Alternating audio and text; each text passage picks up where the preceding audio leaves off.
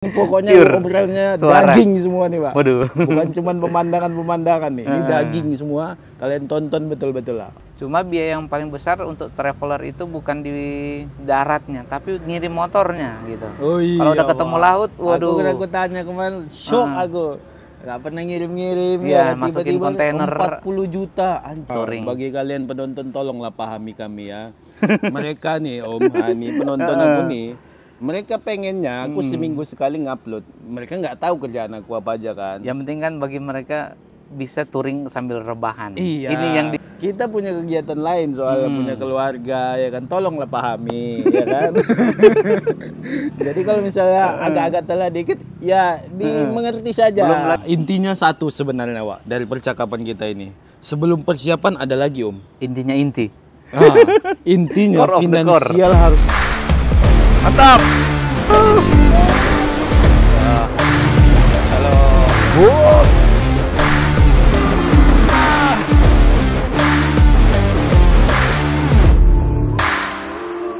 Selamat pagi dari Sumba, guys. Lebih tepatnya di Waingapu, dan kebetulan aku sekarang bersama orang yang bertanggung jawab atas channel aku Gas Cari Angin, guys. Kenapa? Karena dialah orang yang bermotivasi aku untuk travel keliling Indonesia menggunakan motor, khususnya motor CRF Rally, guys. Aku sudah bersama Om Mario Irot sekarang. Wah, senang banget ketemunya bukan di Pulau Jawa, tapi di Indonesia bagian timur, NTT. NTT tepatnya di Sumba, guys. Sumba. Nama perjalananku ini, Om, sebenarnya namanya Sumba Tak Terhingga. Oh, sekarang ini Ya, ya. sekarang nih. Tapi semalam ku ubah jadinya. Kenapa? Karena aku baru hari pertama aku mendapatkan hal-hal yang tidak terduga. Termasuk ini bertemu Mario Irot di Sumba sendiri. Iya. Orang yang susah ditemui, ya kan, biasanya. Ketemunya di tempat yang aneh-aneh ya. Tak terduga. terduga. Makanya nanti nama perjalanan kita, guys, Sumba Tak Terduga. Orang pertama yang kita temui orang spesial di Indonesia, traveler bermotor ya, Om ya. Jadi aku hari ini kita bakal ulik dulu perjalanan cerita yang tidak terekspos di channel YouTube-nya Om Mario Irot. Jadi aku langsung tanya lah ya sama orang-orangnya. Nah, jadi gimana, Om?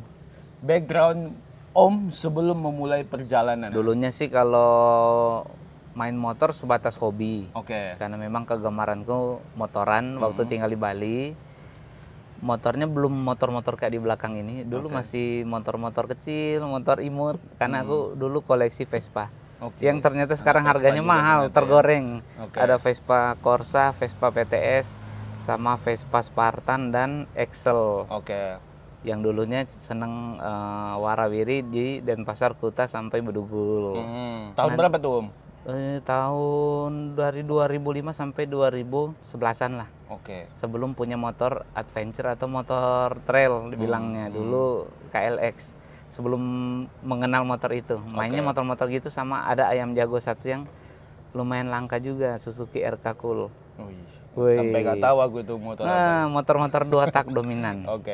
Nah, kalau masalah touring ini mulai terasa ketika saya itu mencoba traveling keluar Pulau Bali, buat mengunjungi teman. Waktu itu di Lombok. Saya coba pakai motor RK Cool tadi. Ada rasa senang bercampur rasa takut. Karena kan cuma ngambil cuti, masih terikat kerja. Lama-kelamaan lewat perjalanan itu bisa menjadi sesuatu hal baru yang kita rasakan. Biasanya lihat plat nomor DK, ini ada plat nomor DR. Orang-orangnya ngomongnya bukan logat Bali.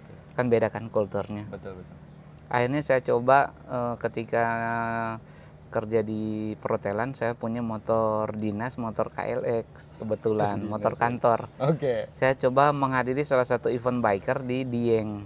Pakai motor dinas? Coba pakai motor itu, belum ada GPS, jadi cuma tanya-tanya orang di jalan atau lihat pelang. Nanti kalau menuju event kan mulai ada spanduk soalnya. Berhasil juga, cuma salah satu kendala itu pantat masih panas, masih sakit karena motornya nggak didesain buat perjalanan jauh, tapi fun to ride-nya dapat. Nah, semenjak itulah aku mulai gemar berpetualang cari jalur single trail pakai motor KLX tadi karena funnya ternyata bukan di aspal, gravel. Benar. Jadi saya ke Pulau Turtle Island ya dibilang di Bali, sampai main ke Uluwatu dan Kintamani yang sekarang malah jadi hits trek-trek motor adventure di Black Lava. Dulu aku udah main-main pakai motor kantor tadi. Berarti pada masa itu hanya sebatas hobi masih? Hobi, iya. Karena masih balik lagi ke kantor meja kerja gitu, ngumpul uang dulu. Di mana titik baliknya berpikir kalau ini menjadi sebuah gaya hidup? Ini kan kalau sekarang bukan hanya hobi, udah jadi kayak gaya hidup. Jadi ketika itu saya pernah nge-host satu biker keliling dunia dari Swiss pakai motor Africa Twin yang jadul. Namanya Scenic namanya. Dari dialah saya bukan cuma nge-host, saya rela-relain tinggal di tempat saya kerja karena kan perhotelan. Dan tiap hari saya dampingin, aku ambil cuti, dampingin tunjukin jalurnya yang di Bali, ada Black Lava, lihat Uluwatu, tapi lihat dari sisi anak biker adventure harus cari jalan tanah sampai ke pinggir tebing, lihat sunset itu. Akhirnya di perjalanan itu saya mulai dapat ilmu dari si Scenic tadi, Scenic Schweizer namanya. Dia bilang, kalau kamu mau ke luar negeri, yang surat-surat yang kamu butuh ada SIM internasional, karnet. Nah, mulai dia share, aku mulai catat. Ternyata di Indonesia ada wadah atau ada istilahnya organisasi yang mewadahi untuk menerbitkan surat itu ya, yang kita kenal dengan IMI. Jadinya wah ada juga di Indonesia nih, semangat. Tapi yang motor yang tadi saya pakai, itulah yang saya jadikan perjalanan awal keliling ASEAN. Yang KLX tadi itu loh yang dipasangin box, pannier yang dulunya. Statusnya masih motor dinas? Masih, karena memang itu kan saya masih terikat kerja pakai cuti doang, ambil cuti. Dibolehin ya? Dibolehin karena saya ini ikut memberikan logo di motor, logo perusahaan yang saya kerja. Jadi terbantu promo. Gitu. Jadi istilahnya touring tapi masih dibayar pakai gaji bulanan, masih ada pemasukan. Tapi pada masa itu sebelum touring Asia Tenggara, masa itu udah pernah keliling Indonesia belum? Indonesia malah belum, malah keseringan backpacker ke Asia Tenggara tadi. Ke Kamboja, Laos, Thailand dan. Berarti sebelumnya udah ada background traveling lah ya? Iya, karena jalur yang pakai motor tadi, dulu saya nggak pakai GPS. GPS ada tapi cuma KLX itu kan nggak ada meter bensin. Saya menggunakan GPS itu sebagai acuan bagi kilometer. Jadi merekord jarak tempuh. Sehingga saya tahu kilometernya udah jarak berapa karena akurat kan. Untuk ngisi bensin di mana. Tapi destinasi yang saya pergi itu di mana waktu backpacker saya tinggal. Backpacker house gitu loh. Jadinya di mana yang saya pergi sudah tahu mau tinggal di mana, mau ngapain aja, karena kebiasaan backpacker kan udah sering ketika nyampe di Thailand, di Laos, aku tinggal lagi di hotel yang dulu pernah tinggal ala backpacker. Jadi nggak blank, nyampe sini mau ngapain ya. Jadi diulang tapi dengan cara bermotor. Itulah pentingnya tadi guys. Nah, biar kalian tahu juga, jadi perjalanan luar negeri ini, contoh touring walaupun hanya di Indonesia, persiapan tetap harus ada. Nggak bisa modal nekat, gas dulu baru curhat. Nggak bisa Pak.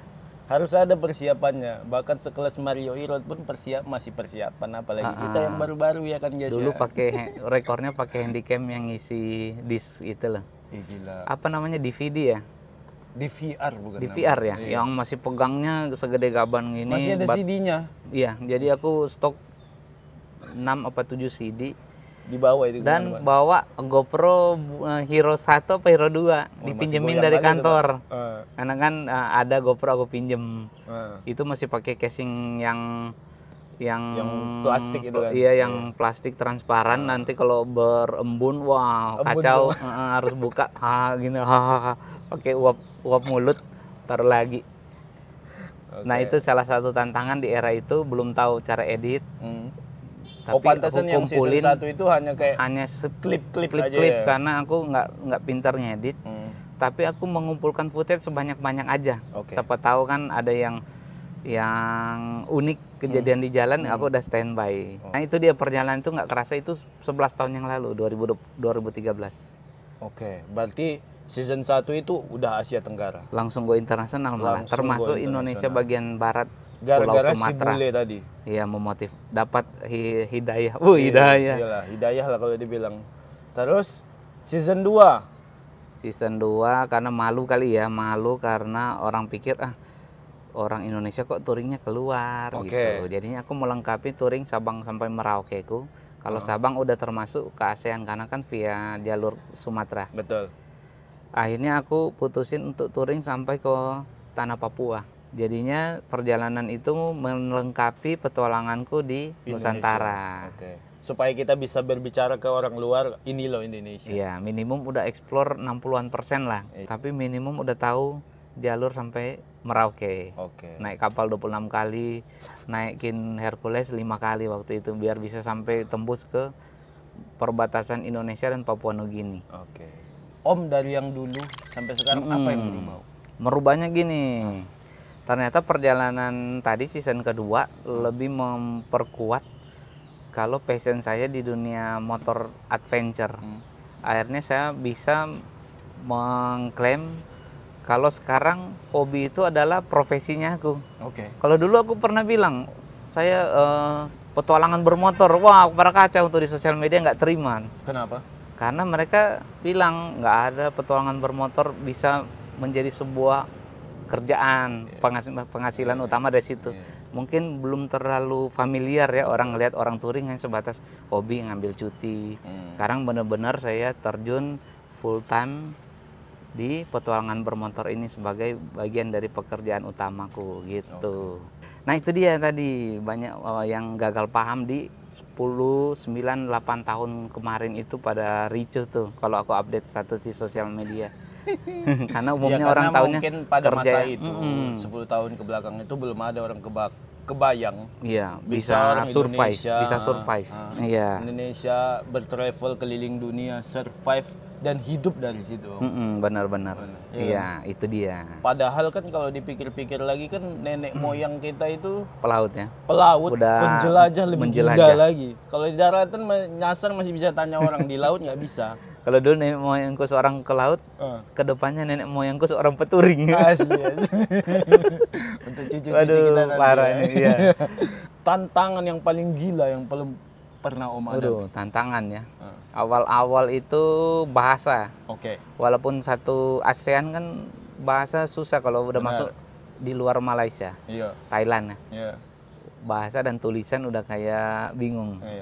Belum Google nggak seteknologi canggih sekarang ya.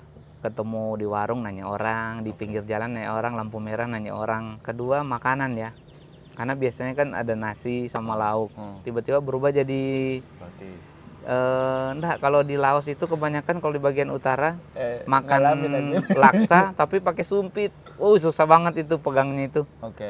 Gitu, nyata pakai, kalau makan itu jangan cuma pakai sumpit, ada sendok sup. Nah itu tantangannya nyari makan yang cocok dengan perut. Waduh, udah termotivasi. Termotivasi langsung. Itu kan tantangan pada umumnya Om. Maksud aku lebih gila lagi ya. Paling gila apa ya Om yang nggak di luar nalar pernah Om hadapi itu di jalan? Kayaknya keamanan. Karena ada negara-negara konflik yang kita mau nggak mau harus lewatin. Kalau nggak lewat situ nggak tembus negara berikutnya tuh. Salah satunya waktu itu kalau di Afrika, Zimbabwe. Karena lagi konflik perang di dalam internal, kita pas masuk. Jadi di tiap 20 km ada konsentrasi militer. Wah, di interview terus. Bayangkan kalau aku 100 km harus berhenti 5 kali biasanya. Di interview, digeledah barang-barang, tapi jarang kalau barang karena motor udah langsung terlihat gitu. Baru konflik di Amerika Selatan, yang di Kolombia juga banyak demonstrasi. Akhirnya mempengaruhi traveling yang kayak kita mau melintas, banyak blokade jalan. Antara ngeri-ngeri itu karena banyak menggunakan senjata tajam, kelihatan bambu runcing sama bersenjata lah. Bukan orang sipil, bukan militer, jadi kan agak rasa kekhawatiran ya. Ya untungnya bisa lewat karena kita pendekatan langsung komunikasi dengan ketua geng. Waduh. Iya. Berarti kan sejauh kita menjadi traveler ini, cara kita berkomunikasi pun sama orang pun harus pintar-pintar. Harus pintar-pintar cari celah, cari mood. Betul. Kalau moodnya bagus, walaupun itu ketua gangster, biasanya kita lolos. Oke. Atau nggak diganggu. Tapi kalau memang lagi belum pas, aku mending jangan maksa masuk. Masih ada hari esok, minggu depan gitu. Harus sabar. Atau mungkin cari jalan lain, nggak usah paksa lewat situ. Muter agak jauh, yang penting satu tujuan, menuju ke utara gitu. Apakah dari semua motor yang pernah Om pakai, contohnya kayak Afrika Twin atau MCRF Rally ini, pernah trouble nggak? Jadi motor tersebut pernah trouble, tapi bukan trouble teknikal yang harus turun mesin, tidak pernah. Trouble kecil-kecil kalau orang bilang kalau mungkin kita hidup di Jakarta, aduh sialan kempes ban. Kalau pada akhirnya kalau kita sebagai traveler jadi cuma kempes ban. Tapi masalahnya kempes bannya bukan di kota, kadang di jalur off-road. Jadi aku memang udah siapin perbekalan toolkit, bisa buka ban gitu. Karena motor kita masih menggunakan ban dalam, ya effortnya bongkar sendiri, ganti ban dalam sendiri nanti. Yang penting tahu teknik buka bannya, walaupun kalau aku sih agak belum lancar, paling kan habis 1-2 jam satu ban. Tapi yang penting alat dan ban dalamnya ada, aman. Nah itu. Nah, ini salah satu pertanyaan paling banyak nih. Mereka selalu bertanya dengan aku, kenapa kita pakai ban dalam nggak tubeless Om? Nah ini pertanyaan yang sering juga. Wah kok nggak pakai ditubellesin aja bannya? Karena umumnya teknikal berkendara di motor jalur off-road, ada kalanya kita harus kempesin atau turunin tekanan ban bahkan sampai 12 PSI. Nah kalau motor yang pakai ban dalam, lipsnya itu bisa kelipet, angin bisa keluar. Ban dalam ban tubeless itu bisa. Paling susah tuh kalau kita mau pompa balik, karena butuh tekanan tinggi buat nempelin lagi tuh. Kalau pakai ban dalam lebih fleksibel, main ngatur tekanan angin buat dapat traksi di jalur, umumnya jalur lumpur. Nanti kalau ketemu aspal tinggal pompa ulang. Jadi daripada stranded di hutan, mending pilih main di technical ridingnya. Kalau kempes bisa diganti kayak tadi, bocor. Tapi kalau tubeless juga cara pompanya harus tekanan tinggi, itu repot. Pengalamanku juga waktu pakai Forza keliling Sabang sampai Flores, kan sama istri boncengan, pelek racing ya, pelek aluminium dipakai lah tubeless ya kan, ditempel, dipakai boncengan, masuk lubang, keluar tuh tempelannya. 3 kali kami keluar tempelannya. Terakhir itu kan di kampung ya Om, nggak ada yang teknologi tubeless. Bang bisa dipasang ban dalam, nggak mampu dia bukanya. Sama kadangkala kalau orang pakai tubeless, umumnya kalau tiba-tiba kayak di Jalan Sumba ini suka banyak patahan aspal sama tanahnya bersudut. Betul. Kalau peleknya kena bisa peyangan keluar, biasanya bocor langsung, bocor samping. Benar. Kalau ban dalam umumnya jarang banget bakalan bocor di samping karena dia fleksibel terus. Oke, balik lagi. Nah itu dia kenapa ban dalam dipertahankan, bahkan KTM pun yang gede-gede masih pakai ban dalam. Sekelas Dakar Varna ban dalam pakai ban bukan tubeless. Pakai mus mereka. Atau enggak ada yang pakai dibilang tubeless. Nah itu memang investnya agak mahal. Agak mahal. Tapi 2 juta ban dalamnya, kalau ada duit belilah. Tapi ya itulah salah satu keseruan main motor adventure gitu. Nanti pada akhirnya kita bisa tahu kebutuhan kita mau modif seperti apa, itu sesuai dengan selera masing-masing ya. Oke, benar Om. Nah, selama ini kan touring luar negeri ini memang lah, kalau ini ilmu-ilmu touring, ilmu modifikasi motor, berkendara, apa aja yang dibawa, itu sudah banyak yang bahas Om. Tapi kalau tentang ini dokumen yang dilengkapi apa aja? Kalau surat. Bukan hanya kita nggak hanya bicara tentang paspor dan karne ya. Kalau itu kan udah umum ilmunya. Udah wajib. Apalagi dokumen yang perlu kita tahu dan perlu kita bawa pada saat kita travel ke luar negeri. Selain paspor ya, pastinya butuh paspor yang berlaku minimum lebih dari 6 bulan. Kadang-kala mungkin mau 3 bulan mau expire masih dipakai touring. Kalau karnet udah pasti dia selalu ikut 1 tahun kan. Kalau ini bisa di-extend. SIM internasional sekarang udah 3 tahun, dulu setahun. Kita pun harus memiliki insurans. Entah itu asuransi jiwa, beli online. Kebanyakan online aja beli, karena satu wajib kebutuhan kalau ada rahasia, polisinya suka cek asuransi kamu berlaku di negaranya enggak. Asuransi apa ini Om? Asuransi jiwa apa Jiwa. asuransi kita? Asuransi jiwa sama ada namanya asuransi third party yang kalau kita beli TIP biasanya disertai dengan asuransi yang berlaku di negara itu. Misalnya amit-amit motor kita nabrak orang lokal, kayak aku di Thailand yang ke cover orang lokalnya bukan kita, gara-gara kita udah punya asuransi itu. Nah itu namanya asuransi third party, tapi itu biasanya dapatnya di perbatasan negara, satu atap sama imigrasi biasanya ada ya. Kayak kalau orang bilang kalau ke Kalimantan dapat borang. Nah, beli borang sekaligus asuransi itu biasanya. Kalau negara-negara Amerika biasanya harus online. Umumnya udah serangkaian berapa negara masuk di asuransi itu udah berlaku satu negara Latin, satu kali beli. Nah, biasanya saya beli langsung 6 bulan atau iya dia udah berkertas, ada barcode kayak jadinya kayak STNK gitu, data-data diri. Nah itu selalu taruh di STNK. Kalau dicek sekalian sama asuransi. Atau biasanya ada yang udah ada stiker ditempelin di windshield. Nanti itu di Guatemala pas dilihat, oh dia udah bayar asuransi kendaraan Guatemala. Kalau ke amit-amit kecelakaan, kita udah nggak terlalu pusing ngurus sampai ke bengkel penggantian motor yang saya tabrak atau mungkin orang gitu. Misalnya amit-amit jaga diri. Kalau Eropa ada yang namanya green card. Nah itu dia berlaku green card. Iya sama, fungsinya sama. Nama beda aja. Iya, green card itu bisa didapatkan di tiap border negara Eropa Timur dari mana aja. Sama online gitu. Berapaan? Kalau dulu per 3 bulan biasanya dia di range 250 euro, 200-an euro. Asuransi kalau di Amerika Selatan iya. Udah 4 juta Pak asuransi. 3 jutaan lah. 3 jutaan. Amerika Selatan mungkin 6 bulan 2 jutaan lah ya untuk motor, karena sesuai kubikasi cc dan tahun. Semakin besar cc motor dan tahun semakin muda semakin mahal biasanya. Bagaimana cara Om menghitung budget itu? Jadi kalau mau jujur misalnya saya ke Eropa, saya sudah mulai ancang-ancang rute buat rute pembajetan itu 1 tahun sebelumnya. Bahkan jadi buat rute dulu di mana yang kita mau lewatin biar bisa tahu berapa hari sama berapa jarak tempuh. Dari jarak tempuh itu kita bisa tahu konsumsi BBM motor kita kan dibagi jarak tempuh. Biar bisa kita tahu kalkulasi bensin yang akan kita belanja. Termasuk berapa hari yang nantinya estimasi, misalnya hari atau bulan. Berarti kita punya budgeting berapa lama akan tinggal di luar.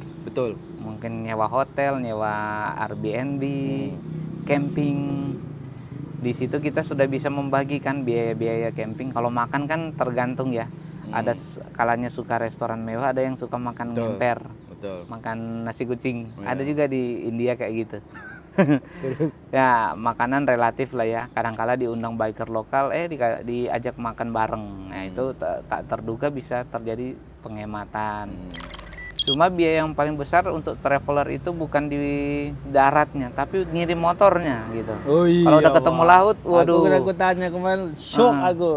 Gak pernah ngirim-ngirim masukin kontainer 40 juta anjing. Naikin pesawat motor lagi kita yang baru. Jadi harus teman-teman yang senang traveling dengan budget yang bilang cuma habis sekian kok, umumnya tambahin 30% dari budget yang gak bisa pakai tadi itu sebagai uang jaga-jaga. Kalau tiba-tiba amit-amit salah satu negara yang kita melewati konflik, contohnya sekarang Myanmar, akhirnya kita harus skip, lompatin over budgetnya di biaya pengiriman. Umumnya berapa rata-rata kalau saya kirim motor kisaran kalau laut bisa sampai 30-40 jutaan. Kalau pesawat kadang-kala bisa 25 jutaan, tergantung jarak dan maskapai apa yang kita pakai. Belum lagi kena calo-calo di pelabuhan. Jangan harap kalau terima motor di pelabuhan gampang, harus melewati berbagai macam calo lah istilahnya. Itu dia salah satu challenge. Memang nggak murah kalau bawa motor, karena kan orang bilang bermotor ini jadi gelandangan, jadi homeless yang mahal katanya. Iya kan nggak ada rumah lagi. Kayak yang Om cerita kemarin lah, duduk tiba-tiba dikasih $20. Dikira homeless kan. Dikira homeless karena belum mandi, belum masih kotor gara-gara main off-road. Nah, cuma lewat pengalaman itu akhirnya kita bisa lebih profesional dalam mengelola sebuah perjalanan bermotor. Betul. Karena kita makin banyak gambaran, bukan cuma mengira-ngira. Jadi teman-teman yang tanya teman A, katanya begini, tanya dulu teman yang jawab itu. Takutnya dia cuma dengar dari si B. Si B juga masih dengar dari si C. Si C juga cuma bilang, ya dengar-dengar sih. Ah, itu mending jangan percaya langsung sebelum mendengar dari orang yang udah benar-benar pelaku. Iya, takutnya hanya mengira-ngira, pada akhirnya ada yang dari mengira-ngira itu jadi sebuah perjalanan nekat. Dari perjalanan nekat ini putar balik di tengah jalan gara-gara wah, katanya si A cuma habis segini, ternyata baru sampai 20% perjalanan mentok. Nah, itu yang akhir-akhirnya saya lihat di sosial media sering terjadi tuh. Timbul tenggelam. Awalnya persiapannya kelihatan buru-buru sih kalau lihat, tiba-tiba dilepas rame-rame sama keluarga atau mungkin kerabat atau mungkin komunitas. Tahu-tahunya menghilang di sosial media. Ini bukan cerita perjalanan yang nanti di jalan dikasih sumbangan orang. Ini awalnya harus mandiri dulu. Jadi jadilah perjalanan yang kita bisa memanage sendiri ya. Kalau cuma berharap sumbangan di perjalanan nanti, waduh, kita nggak tahu yang orang ketemu, amit-amitnya ini baru kejadian yang muncul di Facebook saya lihat. Kita juga harus hati-hati dengan negara yang kita tuju, karena baru-baru berita ini kan ada pasangan traveler yang udah dirampok, istrinya diperkosa. Salah satu image sebagai traveler ini harus pintar-pintar juga bergaul di jalan. Jangan terima-terima secara langsung orang bilang ketemu di jalan disalamin orang, tinggal di rumah. Kamu udah jauh-jauh, ini ya harus tanda kutip dulu baru kenal. Bukan kok langsung ajak. Sombong ya. Iya, kadang-kadang insting kita nih semakin banyak insting harus tempat diasah. Orang yang kita ketemu semakin tahu ini orang mau nipu apa enggak, mau scam apa enggak gitu. Ya, itulah dia kenapa persiapan itu sangat penting. Menentukan tujuan akhir, goalnya gitu. Oke. Lanjut lagi Om. Ini lanjut lagi. Pertanyaanku udah habis Om. Oke, yang pertama. Dari siapa? Baca nama. Ini kayaknya dia nyinggung aku sih lebih tepatnya. Dari Surya Lens. Tips gimana nyemangatin diri saat touring tapi harus edit video dan mikirin konten. Menyemangati touring itu simple. Karena kita yang rancang touring ini berarti kita tahu titik point of interestnya ada di mana aja. Berarti kan itu dulu yang kita goalkan, baru kita bisa menampung tambahan input dari teman-teman yang ketemu di jalan. Misalnya orang sini sumbah, kamu belum pernah ke Wairinding, aduh sayang sudah dekat sini, padahal kita bilang saya ini udah harus syuting di Tanau. Kan umumnya kan gitu kan, dapat dari orang-orang lokal bilang aduh belum pernah nyoba ini, belum pernah ke sini. Padahal kita yang rancangan originalnya jangan pernah kita lupakan. Gitu. Jadinya ketika kita ngedit, kita bisa tahu poin kita datang ke Sumba mau ngapain sih. Kalau aku kan karena Pasola. Kenapa datang bulan segini musim hujan? Orang bilang kenapa nggak Agustus, bagus-bagusnya cuaca. Orang nggak tahu. Aku tujuan utamaku Pasola ya, mau hujan, mau becek, tetap aku harus syuting Pasola, baru baru tenang, baru bisa kita ngisi dengan destinasi tambahan lainnya. Itulah pentingnya persiapan terhadap goal tadi. Itu kita apa sebenarnya. Ketika kita mau masuk di editing video, kita tahu talking point-nya mau ngapain di Sumba. Nggak masih gitu. Masih banyak tanda tanya. Gitu. Akhirnya kita bisa mengkreasikan atau memproduksi sebuah video perjalanan yang benar-benar bukan gaya motovlog sih kalau aku, tapi travel documentary video. Penyuguhannya beda gitu. Nah, ini salah satu seni dalam mengedit video. Gitu. Aku sendiri pun masih belum paham nih apa sebutanku. Kalau Om kan travel documentary video, kalau aku masih bingung tuh. Antara motovlog, antara ini masih bingung. Touring ore-ore. Yang penting selama angin berhembus di situ. Kemana angin berhembus kita pergi, Pak. Dari Bang Ardi. Tanggapan kalian sama berita yang lagi viral Pak Sutri touring keliling dunia yang terkena musibah di India yang tadi. Yang tadi saya bahas ya. Wah, ini memang sih sebetulnya touring ini bukan cuma resiko kecelakaan, jatuh bego di jalan, luka, patah tangan. Tapi resiko-resiko tadi, kena kriminal, kena scam, di mana aku sendiri udah mengalami ratusan kali yang istilahnya ditipu. Tipu dalam arti kita baru masuk satu negara kena tipu money changer yang sulap bilang 100 pas udah di sana cuma 50. Tapi lama-lama udah paham, wah kalau udah tawarannya aneh-aneh pindah ke yang money changer authorized yang ada gedungnya, yang ada PT-nya kalau kita. Nah, kalau masalah keamanan sih memang kita pintar-pintar bergaul dengan orang sekitar. Kemarin kita nongkrong sama teman-teman Sumba kan dikasih wejangan, jangan lewat selatan kalau malam, jangan riding sendiri di daerah A, B, C kan. Akhirnya kita bisa lebih paham daerah yang benar-benar rawan di mana. Mungkin pasangan suami istri itu lagi pas apes di tempat yang gak tepat aja. Karena saya dengar sih pas mereka camping, mungkin kalau waktu itu pindah ke hotel mungkin akan lebih aman kali ya di saat itu. Nggak apa-apa keluarin uang dikit, yang penting terhindar dari bahaya yang enggak lah misalnya. Pasti kan kita udah punya feeling gak enak ya, lu mau buka tenda di sini kok orangnya pada nggak enak di sekitar ngelihat kita ya. Jadi aku biasanya kalau udah ada feeling gitu aku pindah, tapi kalau udah mau malam capek banget mending aku keluarin uang bayar hotel aja lah. Biar bisa tidur nyenyak. Intinya insting tadi harus dipakai betul-betul ya. Betul-betul. Iya. Kalau aku kalau touring Om, aku biasa kalau mampir di warung-warung sekitar gitu kan. Nah, kadang kan kita hanya mendengarkan informasi dari luar tuh. Yang mungkin orangnya dengar dari si. Iya, kita kan butuh informasi dari orang lokal. Itu kenapa aku biasanya berhenti di warung-warung ngopi. Begitulah caraku mencari informasi terkait kondisi di situ. Ngobrol-ngobrol sama. Apakah Om melakukan itu juga? Sama kan? Iya. Salah satu cara biar lebih tahu daerah yang kita kunjungi, situasi terkini. Oke, kita lanjut. Poyo Gastur mau tanya tentang gear apa aja yang dipakai buat konten yang berkualitas. Oh, peralatan syuting yang Om pakai. Peralatan lenong. Iya. Sebetulnya ini barang lama semua sih, kayak kamera aja udah pakai 5 tahunan. Saya pakai Lumix GH5. Kalau drone pakai jatuh yang satu beli lagi atau beli bekas aja nggak apa-apa, yang penting kondisi bagus. Drone-nya DJI Mini, Mavic Mini 3. Kalau kamera sama kayak gas cari angin nih, action cam-nya DJI Action Cam 4 upgrade lah. Itu aja sih. Yang penting kita itu doang. Karena dulunya saya bawa gear kamera banyak yang nggak kepake, malah berat-beratin motor. Itu sih yang penting, kenali gear kamera yang kita mau pakai dan cari kenyamanannya juga. Jangan ngikut-ngikut nih, wah si Sam Calder pakai red kamera, waduh, tiba-tiba kita bawa ribet masuk air, nangis, habis satu Avanza. Jadi ya kita sesuaikan dulu dengan budget pastinya, baru kenyamanannya kita. Jangan terlalu maksa mau ikut dengan si A si B, karena mungkin tiap orang kebutuhannya berbeda kan. Ada yang suka main slow motion, ada yang kebanyakan nanti ngambil pakai drone bisa di voice over kalau suaranya.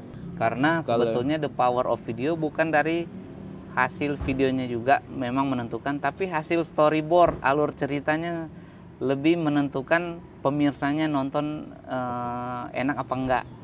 Kan gitu ya. Aku belum paham nih. Kayak kita kan, kayak kita buat kue, bukan cuma melihat tampilannya, tapi rasanya juga harus sesuai. Kalau tampilannya udah bagus, pas kita makan kue cake-nya, tampilan harus isi harus sesuai tampilan. Ya benar. Jadi sama sesuai ekspektasi lah dia. Gitu kan. Oke. Kira-kira begitulah diumpamakannya. Tugas itu ilmu baru lagi. Itu bukan ilmu touring, itu ilmu perkontenan. Jadi menjadi Om Mario ini dengan Kak Lilis yang ada di belakangnya, mereka ini punya banyak skill, Wak. Bukan hanya bermotor saja. Manajemen perjalanan, ya kan, konten, video, foto, jadi pilot drone, semualah. Palu gada lah pokoknya. Iya, jadi yang dulu yang pernah bilang kok dia ngeklaim bahwa dia motorcycle traveler ya. Ya inilah kenapa saya merubah profesi saya jadi full time traveler di bermotor ini, ya karena effort kerjanya luar biasa juga. Capeknya. Semalam gitu. aku Apakah mereka cerita, udah siap nih menghadapi effort kerja kayak gini? Kita kan, aku sebagai penonton gitu. Mario Irot, Emil Story ya kan. Ya aku hanya berpikir mereka nih hanya bermotor saja. Iya, bukan aku cuma happy-happy. Tahun lalu aku kan hanya bermotor aja Om. Gak pernah aku mau ngonten. Ngapain aku ngonten? Aku kan mau menikmati dunia. Ada yang menikmati nggak apa-apa. Kalau udah jadi profesi, tapi setelah mikirin aku pikir-pikir, Masa cuman aku yang menikmati? Orang lah sekali-kali ya kan. Ini buat konten Ku ya. cobalah konten, oh ternyata kayak gini yang dikerjain Mario Irot. Capek juga Capek ya juga. ternyata. Iya, kadang begadang buat ngedit biar cepat tayang. Iya. Tapi kalau ada kalanya ya ngantuk berat, besoknya nggak jadi touring. Sekarang cuaca mendung, Bagi nggak asik kalian, mau touring. bagi kalian penonton tolonglah pahami kami ya. Mereka nih Om Hani, penonton aku nih, mereka pengennya aku seminggu sekali ngupload. Mereka nggak tahu kerjaan aku apa aja kan. Yang penting kan bagi mereka bisa touring sambil rebahan. Iya, Ini yang membuat masalahnya- kalian bisa touring rebahan, Iya, effortnya betul. besar. Ah. Minggu di kapal 2 hari, Iya. aduh. Kita punya kegiatan lain soalnya punya keluarga ya kan, tolonglah pahami ya kan. Jadi kalau misalnya agak-agak telat dikit ya dimengerti saja. Belum lagi di Sumba ini signal nggak merata, ada kalanya nggak ada signal. Ini dari Vido Lasido, kapan ke Amerika lagi? Ke Amerika rencana tahun depan spring menjemput Rumba dan Piwi Widih. untuk dipakai, bukan langsung pulang. Mau explore Kanada dan Amerika lagi dan mungkin balik ke rumahnya Ariel di Meksiko. Widih, oke. Ah. Lanjut. Bagaimana? Ini paling umum nih. Bagaimana cara kita mengatasi? Kita kan takut itu wajar ya. Ada rasa takut ya? Iya, kita datang ke rasa tempat gelisah. baru pasti ada rasa takut. Nah, terus bagaimana cara mengatasi rasa takut itu? Ya kita membuat hiburan untuk diri sendiri. Oke. Misalnya, kalau aku camping ada rasa takut, aku buat kayu api unggun. Jadinya kan sinarnya itu membuat suasana sekitar makin terproteksi gitu kan. Atau memang kalau aku ada rasa takut, misalnya rasa takut kita untuk menyeberangi sungai, otomatis kita jangan riding naik motor di sungai, kita tuntun motornya, dorong, Oke. kan? Yang penting bisa lewat gitu. Misal kita nggak berani nih ke sini, terus solusinya apa? Contoh misalnya ada begal di sana ya kan, kita tahu di sana ada begal, tapi kita harus lewat situ. Apa hal yang Om lakukan? Cari jalan lain. Oke. Kalau memang mentok nggak ada jalan lain, beriringan dengan warga lokal yang mau ke situ. Ternyata yang begal yang lewat ponakannya, tapi bareng kita. Oke. Berarti secara tidak langsung kita nggak bisa melihat rasa takut itu dari satu perspektif. Iya. Kita Cari pindah cara. dari perspektif lain. Cari akal. Contoh kayak yang bilang tadi, berbarengan dengan orang lain. Iya, barengan, lebih aman. Memang selalu ada jalan sih. Betul. Cuma ya unik. Kadangkala hal-hal yang tak terduga datang dengan sendirinya. Contoh. Iya. Contohnya waktu pernah aku kempes ban di jalan tol di Ekuador. Baru buka, malas buka ban. Ada orang lewat naik sepeda, aku titipin, Mas titip. Titip apa? Ban. Oh iya, nanti dia yang nambalin. Aku teonnya duduk, makan cemilan, minum. Balik dia. Balik. Karena aku yakin dia pasti balik. Karena nggak mungkin banku dijual, pelekku dijual. Nggak akan kepake di motor situ, terlalu besar. Iya. Gitu. Dia pasti balikin. Aku pun ngalamin itu. Di rute 4 di Thailand. Rute 4 kan rute lintas tuh ya kan. Nggak ada siapa-siapa ya kan. Biring aku pecah Om di tengah-tengah itu jalan biring, itu. iya. Tiba-tiba ada mbak datang in the middle of nowhere, dia datang tiba-tiba. Mbak atau lady boy? Mbak yang ini. Ini nawarin pertolongan. Oh, Jadi, ada aja ya. Ada aja. Memang itu kalau kita di momen-momen seperti itu pertolongan Tuhan itu pasti datang. Pokoknya kita nggak nyangka, ada aja nih. Ada aja. Begitulah. Nah itulah guys. kalau traveling ya. Kalau cuma diam di rumah, pasti jadinya nggak tahu. Nggak tahu. Hal-hal kayak gitu nggak dirasakan langsung. Benar. Ya? Yang dimaksud dengan traveling itu bukan hanya sekedar have fun saja guys. Kita melihat pemandangan bagus. Enggak. Pasti dari semua pemandangan bagus yang ada di video Om Mario Irot, pasti ada cerita gila di belakangnya. Dan aku yakin pun nggak semua yang Om share cerita Iya, itu. karena ada kalanya kalau aku share semua, bukuku nggak laku nanti. Kalau aku nulis buku kan, semuanya udah di video, ngapain lagi? Oh, berarti memang cerita-cerita gilanya, cerita-cerita klimaksnya itu memang nggak sengaja. Nanti dibukukan, iya. Oke, paham aku maksudnya. Berarti kalian harus tunggulah guys, tunggu bukunya keluar. Kapan keluar? Belum tahu kapan. Alamak. Karena Kenapa nggak dibuat ini aja Om, video yang berbayar, membership? aku kan baru akhir-akhir ini ada itu. Iya. 1-2 tahun terakhir ini. Sebelumnya kan nggak ada. Saya udah menulis dari 2014. Oh. di mana YouTube belum fleksibel sebanyak banyak insert-insertnya sekarang. Masih YouTube jadul lah bilang, cuma taunya nonton, subscribe. Aku menulis. Tapi aku nggak rilis bukunya karena aku belum pede ngerilis buku itu. Tulisan itu berisi tragedi di jalan. Iya, sampai ditipu-tipu nama orangnya aku tulis. Ternyata ada kalanya harus difilter atau nggak takut kan nanti wah kamu jelekin instansi ini. Permainan-permainan suap-suapan di situ aku asal nulis aja. Justru cerita itu yang seru. Ternyata masih belum siap lah merilis buku itu karena pastinya bakalan bikin heboh. Dunia bukan cuma pertouringan bisa kena ke instansi nih. Iya. Coba kasih dulu wejangan untuk mereka ini. Jadi memang kalau untuk teman-teman yang mau mencoba traveling keluar dari comfort zone ya. Ada kalanya kan yang pengen traveling sampai ke Timur Tengah. Ada kalanya traveling mau sampai ke mencari cinta. Ada loh kalau orang pernah traveling, saya dekat sama orang Latin, saya mau bawa motor ke sana menjemput dia. Waduh. Jadi persiapkan menentukan bisa sampai sana bukan tinggal gas, ada tabungan gas, tapi ternyata persiapan matang itu dipreparasi. Gitu kan. Banyak kan yang tiba-tiba langsung gas. Kurang preparasi tentang informasi jalur yang dilewatin. Negara konflik dia nggak catat, lupa catat. Akomodasi yang dia catat mungkin 10 tahun lalu, sekarang udah lebih mahal. Harga beras aja beda kan. Belum lagi tak terduga itu kayak tadi Sandi bilang, ternyata pas mau transport naik pesawat mahal. Dan ada kalanya ada yang lupa, dia cuma pergi, dia cuma catat pergi. Nah pulangnya gimana? Kalau pulang kita nggak tunjukin motor ke IMEI, wah bahaya ini. IMEI-nya bisa kena sanksi, deposit kita nggak balik.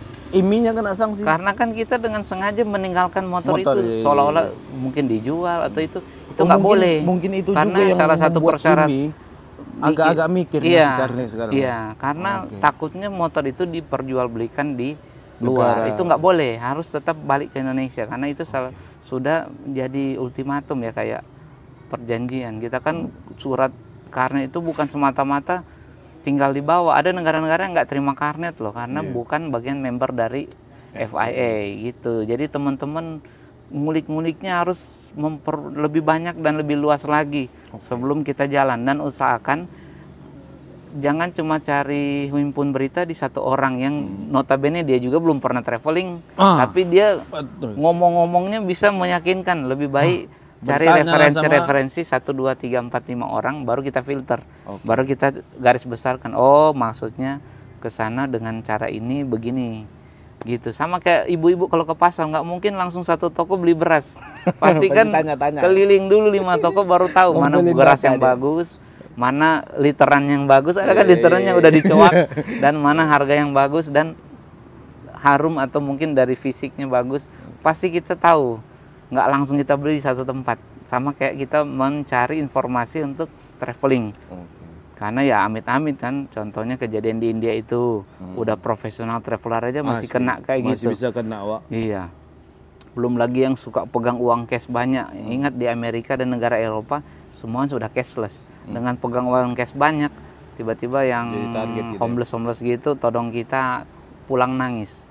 Gitu, karena kan malah hilang banyak, yang di kartu sedikit. Kembali kan. Gitu. Nah, belum lagi tantangan-tantangan tak terduga tuh, macam ban pecah, robek. Ingat di luar negeri ban mahal, uang jasanya itu lebih mahal kadang dari ban, karena bongkar pasang, masukin, tiba-tiba ketemu lagi rantai udah keropos harus diganti. Wah, itu bisa keluar lebih banyak dibandingin yang kita pikir, wah ini rantai kok cuma segini gitu kan.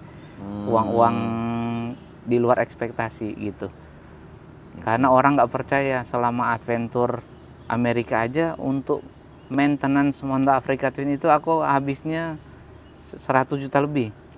Padahal orang pikir, oh masa sebanyak itu, karena di sana kan convert rupiah ke US dollar, kan? Baru labor fee-nya mahal, dan mau nggak mau aku harus bayar gitu kan, karena ya maintenance, memang motor sendiri harus maintenance sendiri, belanja spare part yang nggak murah untuk motor yang kategori tersebut.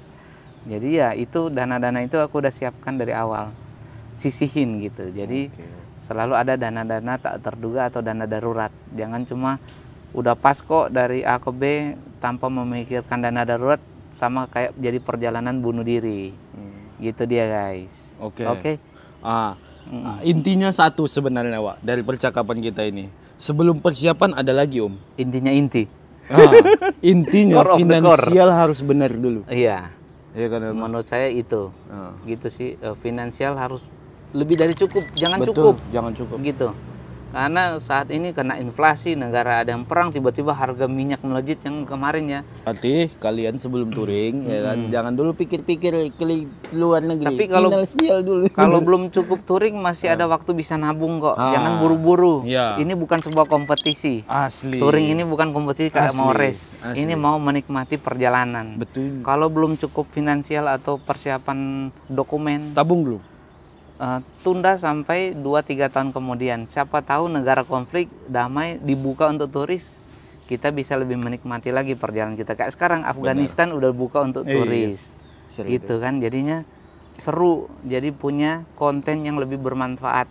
Dan juga bisa jadi era pembuka negara-negara yang tadinya tertutup, kita bisa masuk buat konten jadi unik. Oke, itu aja. Guys, itu aja guys. Salam dari Sumba. Salam dari Sumba. Yang tadi semua kita bicarakan kalian catat, kalian hafal dan terapkan guys. Oke?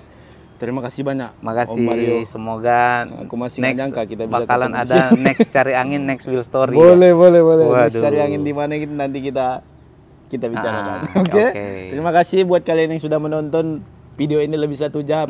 Ya kan, ini yang kalian mintakan selama ini kan, Bang, minta 30 menit lebih lah. Ini ku kasih sejam lebih, kalian tonton. Tanpa ada musik kayaknya ini. Tanpa ada musik. Ini pokoknya ngobrolnya daging semua nih Pak. Waduh. Bukan cuma pemandangan nih. Ini daging semua. Kalian tonton betul-betul lah. Oke? Sampai ketemu di episode selanjutnya. Bye.